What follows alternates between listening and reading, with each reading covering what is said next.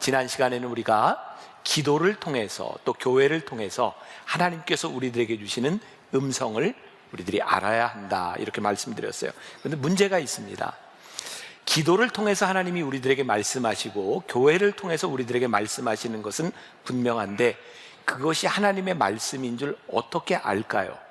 오늘 우리들에게 이 검증에 대한 부분이 필요한 것 같아요. 저도 이 목회를 하면서 참 당황스러운 것 중에 하나는 교회에서 행하는 모든 일들이 하나님의 뜻이라고 보기에는 때로는 불의한 일도 교회 안에서 일어난다는 사실이고, 또 기도를 하며 은혜를 받고 성령을 체험했다는 사람들을 통해서도 우리는 하나님의 형상이 아닌 불의한 일들이 일어나는 것들도 보게 됩니다. 그리고 실제로 우리 기독교 아니 이 세계 역사 가운데서 교회와 하나님의 이름으로 저질렀던 수없이 많은 불의한 일들을 우리들이 경험합니다. 우리들이 기도하고 교회에서 말하는 것들이 하나님의 음성인지 아닌지를 분별하는 것은 우리들에게 아주 중요한 일이라고 생각합니다. 오늘 우리는 하나님의 말씀을 통하여 또 환경을 통하여 그것이 어떻게 검증될 수 있는가를 배우게 됩니다. 오늘 여러분들 주보에도 책을 하나 소개해드렸습니다. J.D. 그리어라고 하는 사람이 쓴 Jesus Continued라고 하는 책입니다. 이 책에 이런 글이 있습니다. 말씀을 향한 신뢰와 성령을 향해 열린 마음이 함께 어우러질 때 비로소 생명력 넘치는 그리스도인의 삶이 나타난다. 하나님의 말씀을 떠나서 하나님의 영을 추구하면 우리의 믿음은 결국 난파할 수밖에 없다. 따라서 말씀 안에서 성령을 추구해야 한다. 오늘 말씀의 주제이기도 합니다. 우리들이 말씀 안에서 성령을 추구하고 말씀 안에서 신앙생활을 해야 된다는 말씀입니다. 성경은 우리들에게 무엇을 하라라고 하는 투두에 대한 이야기도 하고 있지만 사실은 성경은 우리들에게 어떤 사람이 되어야 할지에 대해서 말씀하고 있어요. 우리가 하나님의 말씀을 듣고 성경을 우리들의 말씀으로 받아들이게 되면 우리들의 삶이 변합니다. 우리의 인격이 변합니다. 성경적 세계관을 가지게 되어 있습니다. 만일 우리가 하나님의 음성을 듣는다고 하면서도 우리의 삶과 인격이 변화되지 않는다면 여러분들은 하나님의 음성을 들은 것이 아닐지도 모릅니다. 데살로니가전서 4장 3절에 보면 하나님의 뜻은 이것이니 너희의 거룩함이라 그랬어요. 하나님의 뜻이 뭐예요? 거룩함이에요. 하나님의 음성을 들을 때 우리들에게 나타나는 것은 거룩함이어야 합니다. 지난주에 제가 여러분들에게 말씀드린 하나님처럼 생각하면 하나님처럼 행동하려고 노력하지 않겠습니까? 기억하세요?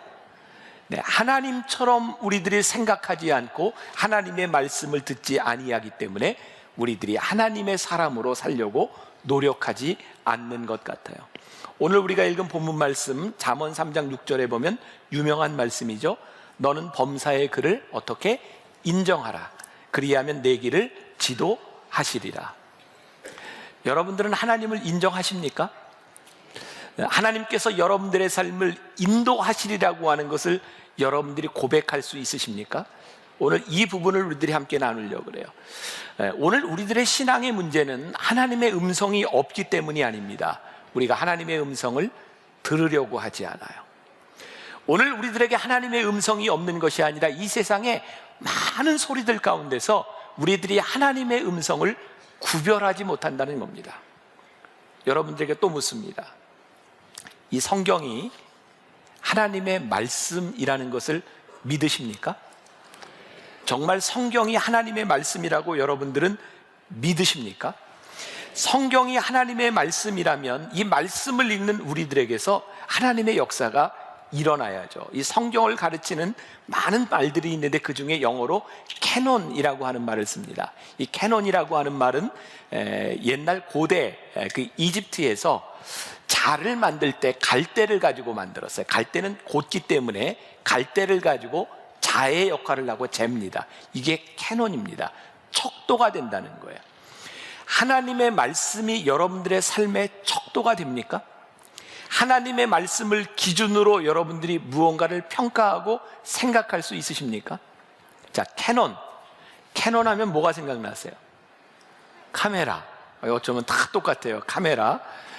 제가 이 캐논이라고 하는 말을 이렇게 찾다가 네이버에서 보니까 캐논 그 카메라가요, 이 캐논이라고 이름을 지은 이유가 카메라의 기준이 되겠다.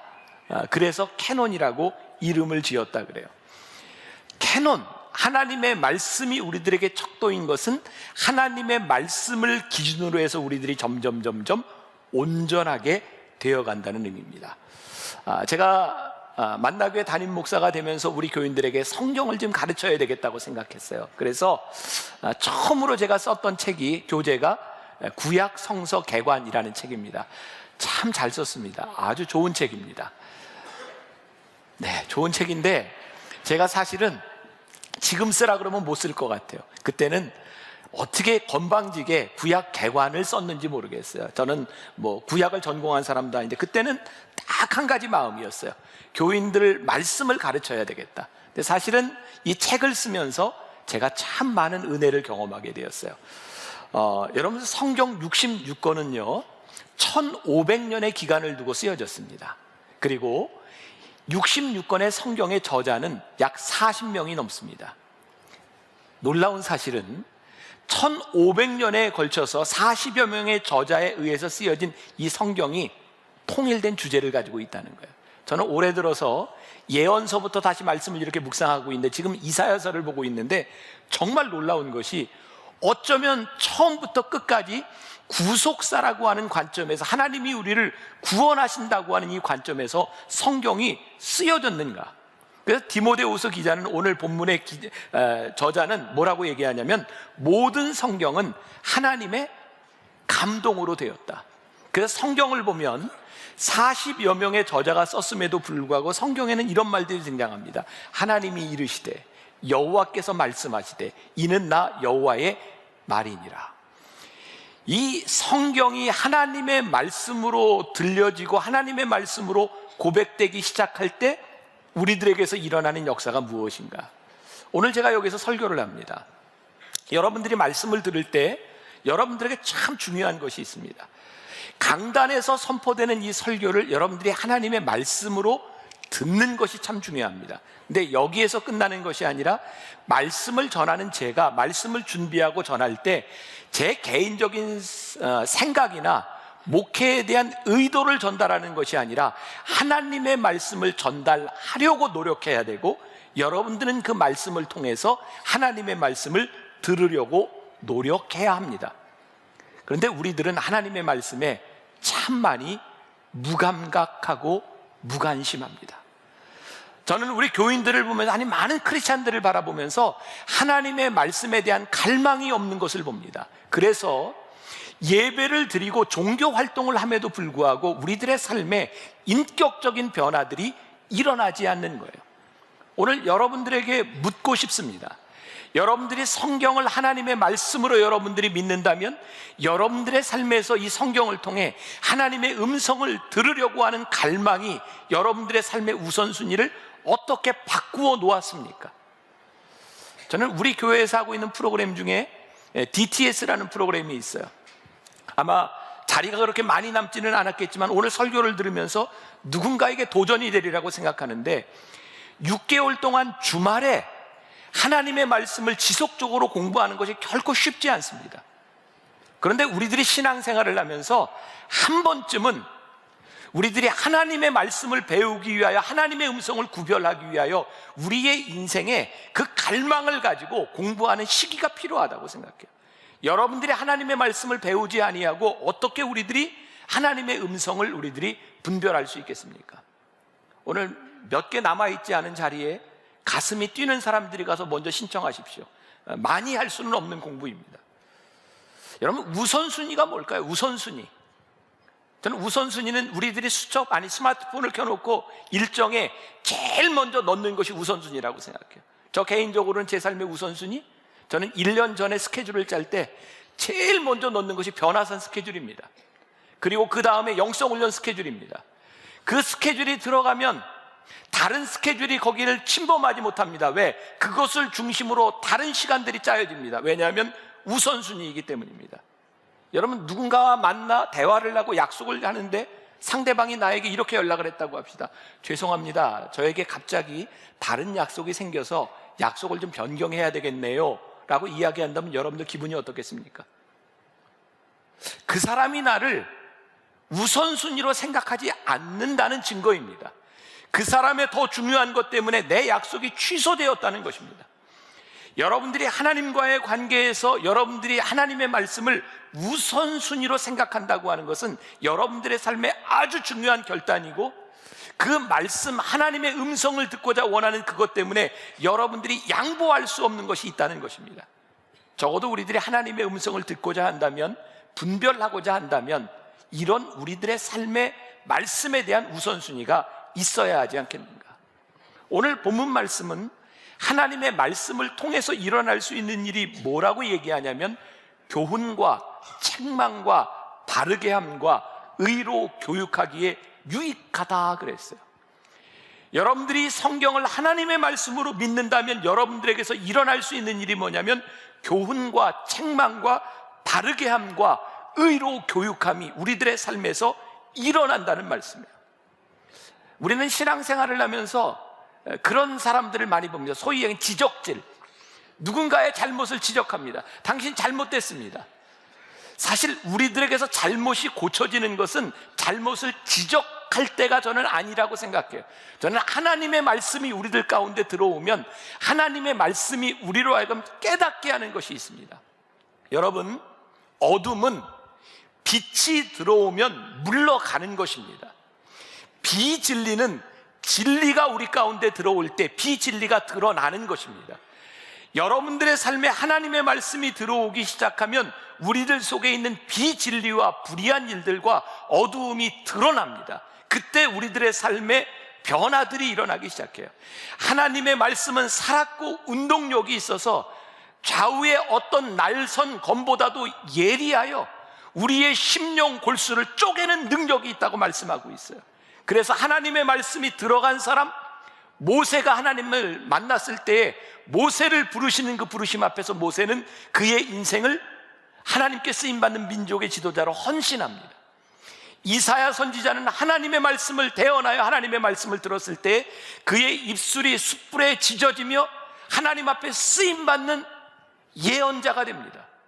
사도 바울은 하나님을 믿는 사람들을 죽이기 위해서 다메섹 도상을 향해 달려가다가 그를 부르시는 주님의 음성을 듣고 부활하신 주님을 만났을 때에 그의 인생이 바뀌어집니다. 2000년 동안의 기독교 역사 가운데 하나님을 만남으로 인해서 수없이 많은 사람들의 인생이 바뀌어졌습니다. 왜? 하나님의 말씀은 살아서 우리들의 삶을 바꾸는 능력이 있기 때문입니다. 하나님의 말씀이 우리들 가운데 들어올 때 어떤 일들이 일어나는가? 여러분, 예수님께서 공생애를 시작하시기 전에 40일 동안 광야에서 시험을 당하셨어요. 여러분, 예수님도 시험을 당하셨어요. 그러니까 여러분들이 시험을 당하는 걸 이상하거나 특별하게 생각하지 마세요. 사단은 우리를 시험합니다. 근데 예수님이 시험을 당하실 때 사단을 물리치시는 방법이 뭐였나요? 사단에게 야, 우리 한번 논의해보자, 분석해보자 이러셨나요? 하나님의 말씀으로 직선적으로 말씀하셨어요. 사단아 물러가라. 여러분, 우리가 이 세상에 살아가면서 흑암의 권세와 악한 세력들과 사단의 유혹들에 대하여 우리들이 단호하지 못한 것은 하나님의 말씀이 우리 가운데 없기 때문입니다. 그래서 사단과 논의합니다. 악한 일들과 논의합니다. 하나님의 음성이 우리들 가운데 들린다고 하는 것은 우리들의 삶을 아주 명쾌하게 만들어주는 일입니다. 요한복음 10장에 보면 예수님께서 선한 목자의 비유로 말씀하세요. 2절부터 5절까지 말씀 제가 한번 읽어드릴게요. 문으로 들어가는 이는 양의 목자라. 문지기는 그를 위하여 문을 열고 양은 그의 음성을 듣나니 그가 자기 양의 이름을 각각 불러 인도하여 내느니라. 자기 양을 다 내놓은 후에 앞서가면 양들이 그의 음성을 아는 고로 따라오되 타인의 음성은 알지 못하는 고로 타인을 따르지 아니하고 도리어 도망하느니라. 예수님께서 선한 목자라 말씀하시고 뭐라고 말씀하시냐면 양은 목자의 음성을 안다 그랬어요. 양은 목자의 음성을 구별한다 그랬어요. 자, 여러분들에게 묻고 싶습니다. 이 세상에는 많은 소리들이 있습니다. 그런데 이 수없이 많은 소리 가운데 여러분들을 향해 말씀하시는 하나님의 음성을 여러분들이 듣습니까? 하나님의 음성이란 무엇일까요? 제가 장애를 가진 사람과 삽니다. 제 아내. 귀가 잘 안 들려요. 그래서 제가 보청기를 해줬습니다. 근데 보청기를 해줬는데도 별로 효과가 없는 것 같아요. 왜냐하면 제 아내가 보청기를 이렇게 끼면은 소리가 막 시끄러운 소리가 들리니까 딱 이야기할 때 다른 사람하고 만날 때만 보청기를 끼고 그냥 빼고 삽니다. 그래서 보청기가 안 좋은지 알고 아마 또 병원을 갔던 모양이에요. 그랬더니 의사 선생님한테 혼났대요. 아니, 보청기를 꼈으면 계속해서 끼고 훈련을 해야지, 그렇게 하면 아무 소용이 없다는 거예요. 그래서 보청기를 끼고요, 여러 가지 소리가 들리는데 자꾸 훈련을 하면 자기가 듣고 싶은 소리를 잡게 된답니다. 저는 하나님이 우리 인간의 귀를 정말 기가 막히게 창조하셨다고 생각하거든요. 우리는 듣고 싶은 것을 들을 수 있습니다. 그런데 듣기 위해서는 우리들에게 훈련이 필요한 거죠. 저는 요즘은 그렇게 바쁘게, 그렇게 힘들게 살지 않지만, 제가 몇 년 전까지만 해도 이렇게 이제 뭐 해외도 다니고 이렇게 설교하고 이러면서 늘 이렇게 시간에 쫓겨서 많이 다녔어요. 이제 공항에 가면 이제 비행기를 탈 때까지 그 게이트 앞에서 기다립니다. 이렇게 막 졸 때가 있어요. 그런데 졸면서도 늘 비행기를 놓치면 안 되는데 그러면서 이렇게 조는 거예요. 근데 참 신기하게도 외국 공항에서요, 졸고 있는데 병삼킴 하고 부르는 이렇게 소리가 들려요. 그러면 그 소리가 저에게 탁 들어옵니다. 지금까지 비행기를 한 번도 놓쳐본 적이 없어요. 여러분, 참 신기하지 않아요? 제가 영어에 익숙한 사람도 아닌데 어떻게 제 이름을 부르는 게 그렇게 들릴까요? 제가 미국에서 병원 채플린 그 교육을 받을 때, 제가 있는 병원은 굉장히 큰 병원이었고요, 굉장히 복잡한 병원입니다. 근데 사람이 죽거나 중환자가 생기면 채플린을 찾아요. 제가 미국 간 지 1년밖에 안 돼서 영어가 정말 들리지 않을 때입니다. 그런데 정말 신기하게도 저를 부르는 소리를 제가 듣습니다. 우리들에게 중요한 것은 많은 소리가 아니라 내가 듣고자 원하는 소리가 있느냐는 거예요. 여러분들이 하나님의 음성을 듣고자 원하면, 여러분들의 삶을 하나님의 음성을 듣는데 집중하면 하나님의 음성이 우리들에게 들려지고, 하나님의 음성이 성경을 통해서 우리들에게 그 말씀을 들을 때 우리들의 삶이 어떻게 변화되는가? 오늘 본문 말씀을 영어 성경에서는 17절에서 이런 표현들을 쓰고 있어요. Teaching, 하나님의 말씀이 우리를 가르친다는 거예요. Rebuking, 때로 하나님의 말씀이 우리를 꾸짖습니다. Correcting, 우리들의 삶을 교정합니다. 그리고 Training in Righteousness, 의 가운데서 우리를 훈련시키시는 거예요. 하나님의 말씀이 우리들에게 들려지기 시작할 때 실제적으로 우리들에게서 나타나는 일들이에요. 제가 요즘 여러분들에게 인용하는 하나님을 경험하는 삶이라고 하는 헨리 블랙거비가 쓴 책에 보면 이런 이야기가 나와요. 클라우드라고 하는 사람이 시편 37편을 읽다가 경험한 간증입니다. 이 사람은 매일 성경을 묵상하는데 그날이 바로 시편 37편을 읽고 있었고, 읽는 중에 유독 21절이 눈에 들어왔대요. 이런 말입니다. 악인은 꾸고 갚지 아니하나, 악인은 꾸고 갚지 아니하나. 근데 이 말씀이 더 이상 진도를 못 나가게 하는 거예요. 왜냐하면 자기 마음에 생각나는 게, 자기 부모님에게 내가 월급을 타면 갚겠다라고 얘기했던 그 돈을 갚지 않은 게 생각나더라는 거예요. 그 묵상 중에 악인은 꾸고 갚지 아니하니, 그래서 더 이상 진도를 나가지 못하고, 미국에서는 체크라는 걸 쓰잖아요. 그거를 써서 어머니에게 보냈다는 거예요. 그 순간 하나님의 용서를 경험하고 하나님의 음성을 경험하게 됐다. 이런 고백입니다. 방금 성령님께서 말씀을 통해 나에게 말씀하셨습니다. 그 순간 진리이신 하나님을 만났습니다. 책망하는 소리를 들으며 하나님을 만나는 것입니다. 삶이 교정되는 것이에요. 오늘 여러분들에게 도전합니다. 하나님의 말씀이 살아서 운동력 있게 우리들 속에서 역사하며 우리들의 삶을 교정하는 것을 우리들이 경험하는가? 왜냐하면 성경을 통해 하나님께서 우리들에게 말씀하실 때 우리들의 삶이 조정돼요. 그 조정하심에 우리들이 순종해요. 그러면 우리들이 하나님의 역사를 경험합니다. 하나님의 역사를 경험하는 사람들은 하나님의 음성을 구별하게 됩니다. J.D. 그리얼의 책 중에 또 이런 구절이 있어요. 고의적인 죄를 고백하지 않는 것보다 더 빨리 성령님을 밀어내는 것은 없다. 죄는 성령이 소중히 여기시는 예수님을 십자가의 죽음으로 내몬 흉악한 놈이다. 그래서 성령은 죄를 가벼이 여기는 자들 속에 거하실 수 없다. 물이 불을 끄듯 죄는 성령의 임재를 소멸시킨다. 그 책의 팀 켈러라고 하는 사람은 신앙을 버렸다가 돌아온 대학생들에게 이렇게 묻습니다. 누구와 잠자리를 하고 있나요? 열의 9은 얼굴이 새빨개져서 말을 더듬는다. 그게 무슨 상관인가요? 그러면 팀 켈러는 이야기합니다. 상관이 있지, 아주 많이. 고의적인 죄는 하나님의 임재를 경험하지 못하게 합니다. 하나님의 말씀이 우리들 속에서 역사하기 시작할 때, 그것이 죄인 것을 깨닫기 시작할 때 우리는 비로소 죄를 몰아내고 하나님의 임재 가운데 우리들이 들어갑니다. 만일 여러분들이 죄를 구별하지 못한다면 이것은 커다란 문제입니다. 자, 이제 우리들에게 결단이 필요합니다. 하나님을 바라보겠다고 하는 결단. 오늘 우리가 읽은 잠언 3장 5절과 6절까지 말씀해 보니까 너는 마음을 다하여 여호와를 신뢰하고 내 명철을 의지하지 말아라. 너는 범사의 그를 인정하라. 그리하면 내 길을 지도하시리라 라고 말씀하셨어요. 자, 여러분들에게 또 이제 묻는 질문이에요. 여러분들 주변에는 수없이 많은 환경이라는 것이 있어요. 지금 우리들이 보편적으로 겪는 환경도 있고 나만 겪는 환경도 있을 거예요. 근데 여러분들에게 묻고 싶은 것은 지금 여러분들을 둘러싸고 있는 환경이 여러분들 편인가요? 여러분들의 적인가요? 많은 부분들, 환경은 우리들의 친구이기보다는 우리를 힘들게 하는 적일 때가 많이 있습니다. 우리들이 믿음의 눈으로 보지 않으면 이 바뀐 환경, 우리들에게 다가오는 환경들은 우리들을 참 힘들게 합니다.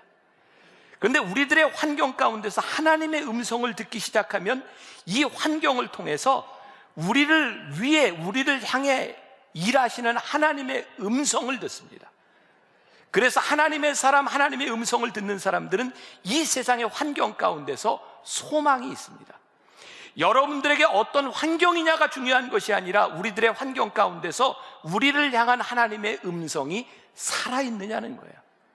아주 고전적인 예화입니다. 뉴욕에 큰 교회를 담임하고 있었던 웨이트 사이트라고 하는 교회에 침례교 목사님이 있었습니다.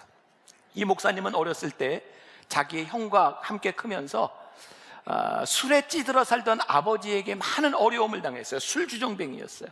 근데 이 두 아들이 자라나서 이 목사님은 웨이스사이드 교회의 큰 교회 목사님이 돼서 금주 운동을 펼치는 사람이 됐고, 그 형은 역시 아버지처럼 알코올 중독자가 되었어요. 미국 사람들은 재밌죠. 이런 걸 보면 또 가서 이렇게 묻나 봐요. 기자들이 가서 형에게 물었답니다. 당신은 왜 알코올 중독자가 되었습니까? 형이 이렇게 대답합니다. 내 자라온 환경이 그럴 수밖에 없지 않습니까?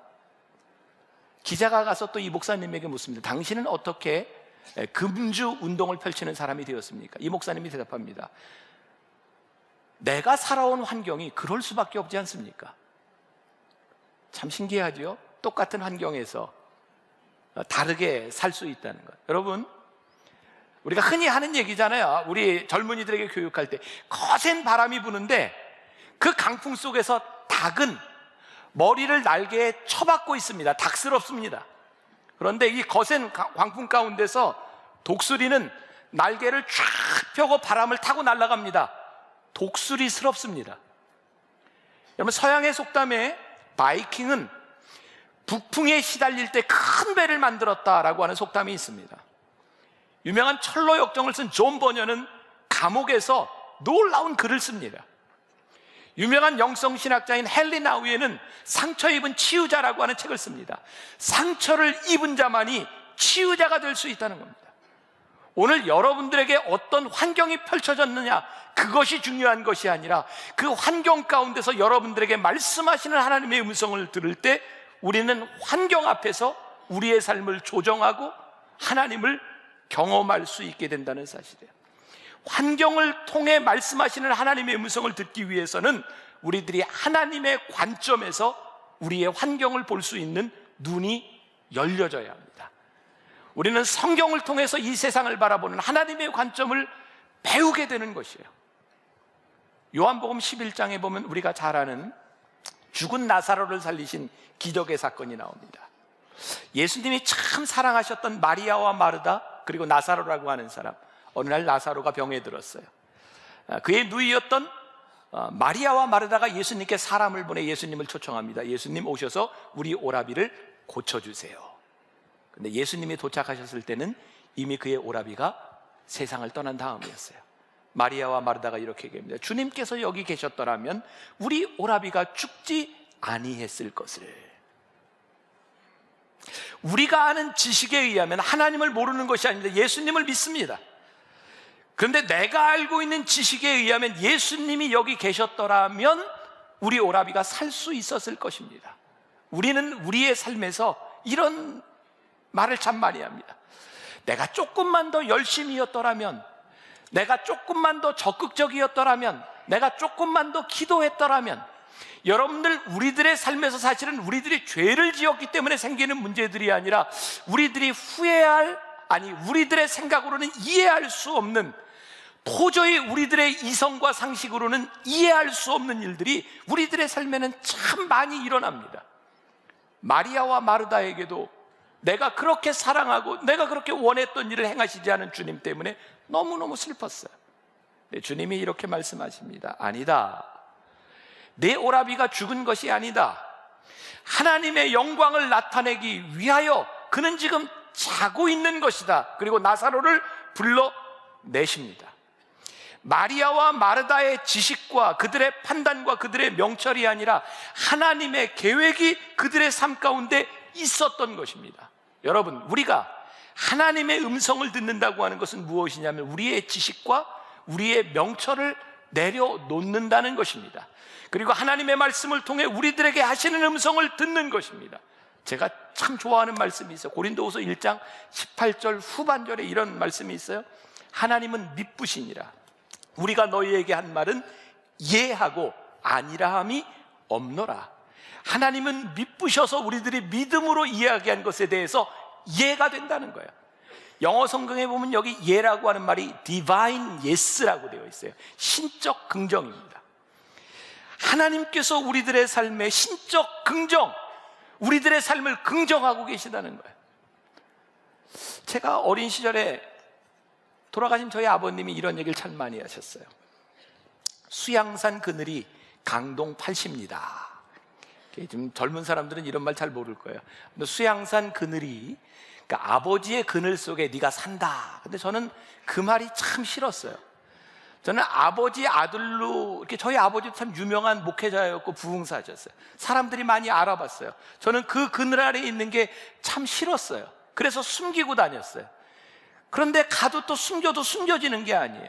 그래서 그때부터는 제가 이제 이런 생각을 하게 되었어요. 내가 아버지 아들로서 어떤 특혜를 보거나 이런 부분들에 대해서 내가 숨길 일이 아니라 수양산 그늘 아래에 있는 내 믿음의 유산을 내가 선하게 쓰는 사람이 되어야 되겠다. 제 관점이 바뀌었어요.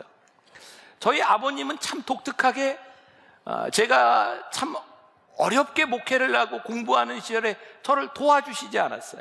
그래서 제가 유학 시절에 참 어려웠던 얘기를 하잖아요. 진짜 돈도 많이 없었고 우리 아이들에게 먹을 것도 제대로 사주지 못했던 유학 시절을 보냈어요. 근데 지금 생각해도 그 미국에서 유학하던 5년이 제 인생엔 진짜 행복했던 시간이었어요. 가족들하고 보내는 시간도 많았고 그냥 공부만 하면 되잖아요. 공부가 제일 쉬웠어요. 이런 얘기하면 좀 기분 나쁜 사람이죠. 근데 진짜 그랬어요. 공부만 하면 됐어요. 근데 제가 인생을 돌이켜놓고 지나온 날을 바라보며 나는 왜 그때 돈도 없고 그 어려운 환경 가운데서 그렇게 편안할 수 있었는가 생각해 보니까 저는 시카고에 살면서 같은 시카고 안에 저희 형이 변호사였어요. 저희 아버님이 저에게 한 번도 학비를 보내준 적은 없지만 한국의 유명한 목사님이었어요. 그러니까 제가 편안히 지낼 수 있었던 이유를 가만히 생각해 보면 저에게 그런 믿음이 있었던 것 같아요. 돈이 있거나 좋은 환경이 아니라 내가 살 수 없게 되면 진짜 나를 그냥 놔둘까? 제 마음 가운데는 늘 그것이 저를 붙잡아 주었던 것 같아요. 여러분, 우리들에게 어떤 환경이 닥쳐오는가 그것이 문제가 아니라 그 환경을 이길 수 있고 그 환경 가운데서 우리를 붙잡아 주시는 하나님이 있다고 하는 것을 우리들이 믿음으로 고백할 때 환경은 우리들의 적이 아니에요. 그 환경 가운데서 우리들에게 말씀하시는 하나님의 음성을 들어요. 잠언 기자는 이야기합니다. 하나님을 신뢰하십시오. 우리들이 당하고 있는 그 어떤 환경보다도 하나님을 더 신뢰하십시오. 하나님이 여러분들을 훈련시키시는지, 하나님께서 여러분들에게 어떤 일을 행하실지 하나님을 신뢰하며 여러분들의 삶을 긍정하고 계시는 하나님을 여러분들이 인정하십시오. 그게 디바인 예스, 예가 되는 거예요. 어떤 환경에서든지 하나님을 신뢰하라. 그러면 우리들이 실망하지 않으리라. 제가 이 말씀을 묵상하던 때 저에게 떠올랐던 장면이 있어요. 여러분들 그 나홀로 집에라고 하는 영화 있죠? 거기에 보면 매컬리 컬킨 그 어린애가 나홀로 집에에서 아무튼 그 나쁜 도둑놈들을 막 골려줍니다. 얘는 힘이 없어요. 그런데 아무튼 그 나쁜 사람들을 막 골려줘요. 그리고 나쁜 사람들이 쫙 어려움을 당하면 이 조그만 놈이 어떻게 하냐면 예스 이래요. 그 장면 기억나세요? 예, 이 말씀을 묵상하며 저한테 떠오른 장면이 그런 거였어요. 예스! 우리들의 삶에 어려움과 때로는 고통과 어려운 환경들이 있는데 우리들이 그 가운데서 예스! 왜냐하면 하나님이 내 삶을 긍정하고 계신 거예요. 내 삶에 대한 소망이 있는 거예요. 예스! 멋있잖아요. 한번 해봅시다. 오른손 한번 올려보세요. 올려보세요. 하나 둘 셋 하면 예스예요. 하나 둘 셋 예스! 자, 여러분들의 삶에 오늘 우리들의 어떤 환경 가운데서도 우리들에게 말씀하시는 하나님의 음성을 들으며 내가 손을 들어 예스! 내 삶을 긍정하시는 하나님, 멋진 일이에요. 자, 오늘 우리들의 삶을 한번 오늘 말씀을 결단하려고 합니다. 성경을 통해서 환경을 통해서 우리들에게 말씀하시는 하나님은 나에게 뭐라고 말씀하시고 나는 무엇을 결단하기를 원하는가?